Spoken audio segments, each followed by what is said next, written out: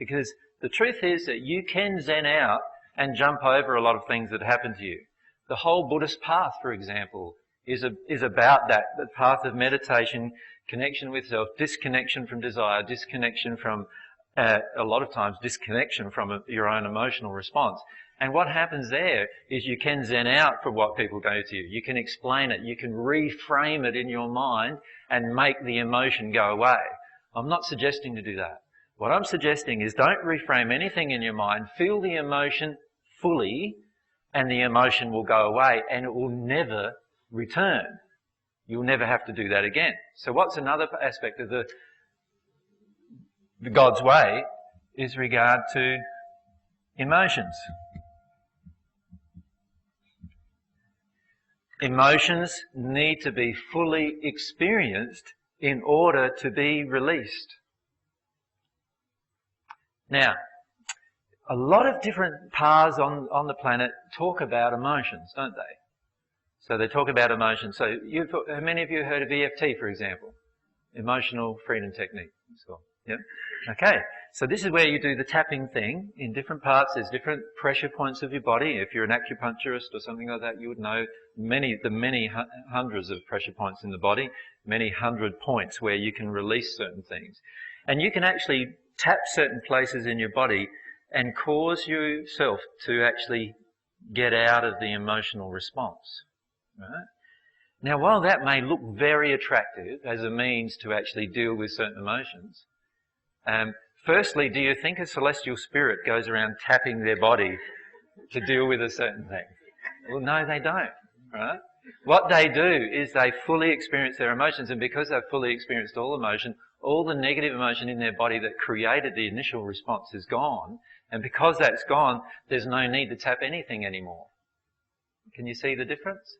So when I fully experience and release an emotion, I do not any longer have a need to do something to my body to skip over that emotion, to actually even to access an emotion, because that is all released.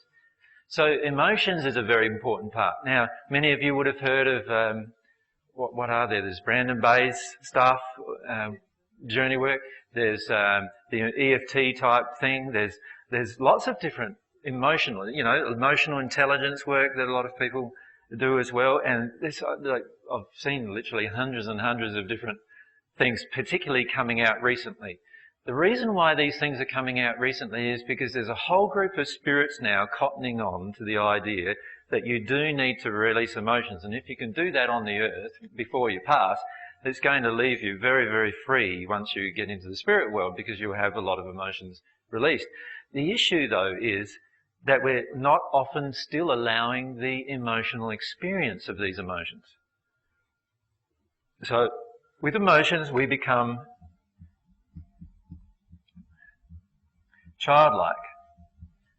Another, what does a child do? You take it to a supermarket, doesn't get its own way, anger comes up, big tantrum on the floor, doesn't care who sees it, just, away it goes, and that's what a child does. Now, I'm not suggesting you crack a tantrum every time you don't get your own way, because cracking a tantrum is actually an emotional injury. Does that make sense? Of not getting your own way that you need to work through. Why don't you want to get the own way? You need to connect to that emotion. But the child doesn't have to think about it. I don't know if you've ever tried it, because most people don't try it in the supermarket. And the child's there kicking and screaming on the floor, cracking the tantrum. Or in the, a lot of times you see it in the trolley, they're sitting in the trolley, like trying to reach for the lollies, right? And like a lot of parents just quickly go past the lolly aisle, or don't even, look up to the signs, no, lolly aisle, we bypass that and we walk down it later, sort of thing, which is an avoidance of the child's emotion. But if we go down the lolly aisle and the child starts screaming, if you allow the child to scream and scream and scream, and this is why it isn't often done nowadays, because everybody starts looking at you and judging you and what are they doing, strangling that child or something, and so they don't do that. But if you allow the child to scream and scream, the child will go through a period where they go into this anger, rage, not getting my own way, which is the emotional injury. They're experiencing the effects of the emotional injury that they hold within them. Then they go into this place of crying in a deep, really sobbing way. And once they get in there, they're now they're now processing the emotional injury that actually created their need to demand things from you. And they might stay in that place. The screaming might take an hour, so this way isn't usually done in the shopping centre, and the crying might take 20 minutes or so. But afterwards, you'll find the child will just have released that emotion completely, and you won't even notice them demanding anything from you anymore, right? Now, we've actually tried that. Mike's been with me in a car trying that with a young fellow that we both know, Mike's stepson, and it took him just a bit over 2.5 hours. There were 6 people in the car. It took him a bit over 2.5 hours to do the tantrum thing first. So everyone in the car, we were driving from Miami to Cape Canaveral. Everyone in the car had to put up 2.5 hours of screaming and deal with their own emotions about that, which was very interesting in itself. And in the first part, he was screaming, yelling, cursing everybody, swearing, not swearing because he doesn't know the words yet, but just, saying that I'm terrible, I hate you, and then saying to his mummy, I hate you, mummy, and he just went on and on and on, and as each person dealt with their emotions, he eventually got into the core emotion and processed that core emotion, and straight after that, he was amazingly loving, right? In fact, when he was bought some strawberries, he shared them all with everyone in the car, and all this automatically happened.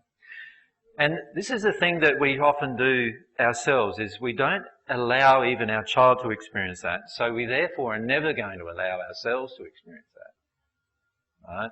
And yet, when you hit the spirit world, this is the experience you're going to have if you want to be on the divine love path. You're going to need to connect with every single causal emotion inside of yourself and release it. So, the idea is to start doing that now. Now, there are many paths of spiritual progression on the earth that are already saying that to you, that are already saying you need to do with your emotional work. So that is one facet of getting to God, doing this emotional work.